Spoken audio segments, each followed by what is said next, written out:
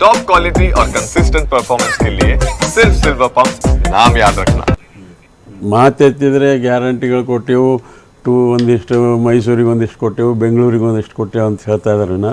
Infrastructure ಅದೆಲ್ಲ ಮಾಡ್ತಾ ಇದ್ದಾರೆ. ಬಟ್ ಡೆವಲಪ್ಮೆಂಟಲ್ ಓರಿಯೆಂಟೆಡ್, ಉದಾಹರಣೆಗೆ ಇರಿಗೇಷನ್ ಸೆಕ್ಟರ್ ಟೋಟ್ಲಿ ನೆಗ್ಲೆಕ್ಟೆಡ್.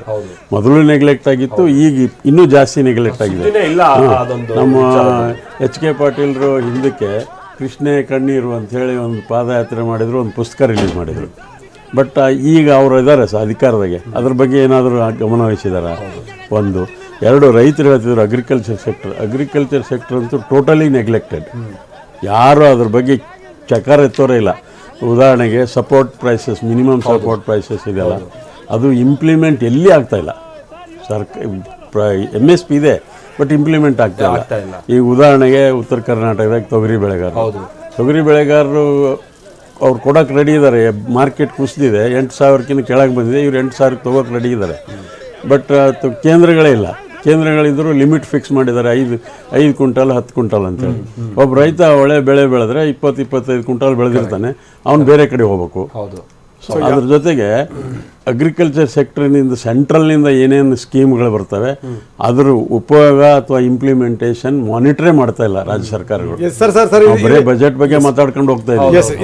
ಇದ್ರ ಬಗ್ಗೆ ಮಾತಾಡೋಣ ಸರ್. ಪ್ರೊಫೆಸರ್ ಕೇಶವ್ ಅವರು ಒಬ್ಬ ಪ್ರಾಧ್ಯಾಪಕರಾಗಿ ತಾವು ಅಂದರೆ ಈ ಹಣಕಾಸಿನ ವಿಚಾರಗಳಿಗೆ ಸಂಬಂಧಪಟ್ಟಂಗೆ ಸರಿದೂಗಿಸುವಂಥದ್ದು ಇದೆಯಲ್ಲ, ಸಾಮಾನ್ಯ ಸಂಗತಿ ಅಲ್ಲ. ಜೊತೆಗೆ ಏನಂದರೆ ಸಾಲ ಬರೀ ಸಾಲ ಇದಕ್ಕೆ ಉತ್ತರ ಅಲ್ಲ.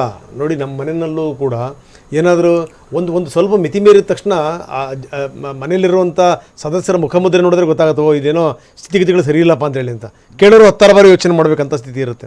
ಒಂದು ರಾಜ್ಯ ಮೇಂಟೈನ್ ಮಾಡುವಂಥದ್ದು ಸಾಮಾನ್ಯ ಸಂಗತಿ ಅಲ್ಲ. ಜೊತೆಗೆ ನಾವು ಅನಗತ್ಯವಾಗಿ ಜನಗಳಿಗೆ ಕೇಳಿದನೇ ಸಾಕಷ್ಟು ಕೊಟ್ಟು ನಾವು ನಷ್ಟ ಮಾಡ್ಕೊಂಡ್ರೆ ಅದಕ್ಕೆ ಯಾರೂ ಜವಾಬ್ದಾರರಲ್ಲ. ಏನಂತೀರಿ?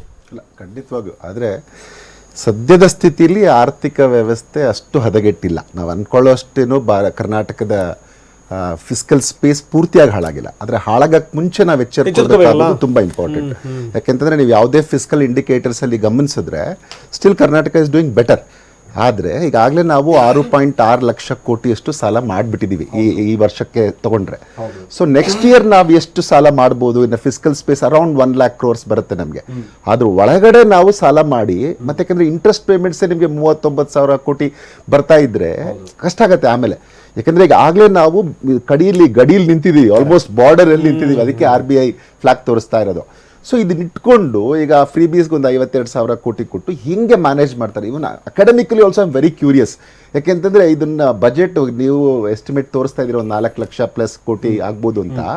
ಈವನ್ 4 lakh crores ಅಲ್ಲಿ ನಿಮಗೆ ಕಮಿಟೆಡ್ ಎಕ್ಸ್ಪೆಂಡಿಚರ್ ಅರೌಂಡ್ 1.25 ಲಕ್ಷ ಕೋಟಿವರೆಗೂ ಬಂದರೆ ಇನ್ನು ಮಿಕ್ಕಿದ್ದು ಹಣನ ಯಾವ್ಯಾವುದಕ್ಕೆ ಹೆಂಗೆ ಡಿಸ್ಟ್ರಿಬ್ಯೂಟ್ ಮಾಡ್ಬೋದು? ಅರೌಂಡ್ 52,000 ಕೋಟಿ ಫ್ರೀ ಇದಕ್ಕೆ ಹೋದ್ರೆ, ನಾವು ಗ್ಯಾರಂಟೀಸ್ಗೆ ಹೋದ್ರೆ ನಿಮ್ಗೆ ಹೆಚ್ಚು ಕಮ್ಮಿ 1.25 ಲಕ್ಷ ಕೋಟಿ ಲೊಟ್ಟೋಗುತ್ತೆ.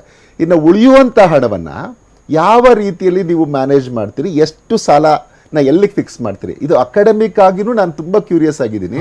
ಬಿಕಾಸ್ ಇವರ ಇಡೀ ಎಕ್ಸ್ಪೀರಿಯನ್ಸ್ ಅನ್ನ ಬಳಸಿ ಬಹುಶಃ ಫಿಸ್ಕಲ್ ಡಿಸಿಪ್ಲಿನ್, ಬೇಕಂದ್ರೆ last time fiscal discipline was well maintain.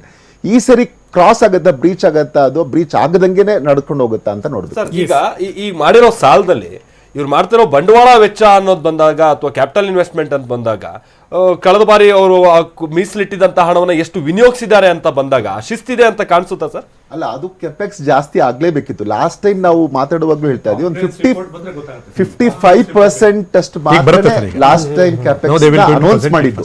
ಆಮೇಲೆ ಈ ಕಂಪ್ಲೇಂಟ್ಸ್ ನೋಡೋಣ, ಬಟ್ 55 ಇದ್ದಿದ್ದು. ಅದು ನನಗೆ ಮಿನಿಮಮ್ ಒಂದು 75 to 80% ಅಷ್ಟು ಡೆವಲಪ್ಮೆಂಟ್ ಆಗ್ಬೇಕು. ಅಂದ್ರೆ ನಿಮ್ಗೆ ಸಾಲ ಮಾಡಿದ್ರೆ ಒಂದು 75% ಇದಕ್ಕೆ ಹೋಗ್ಬೇಕು.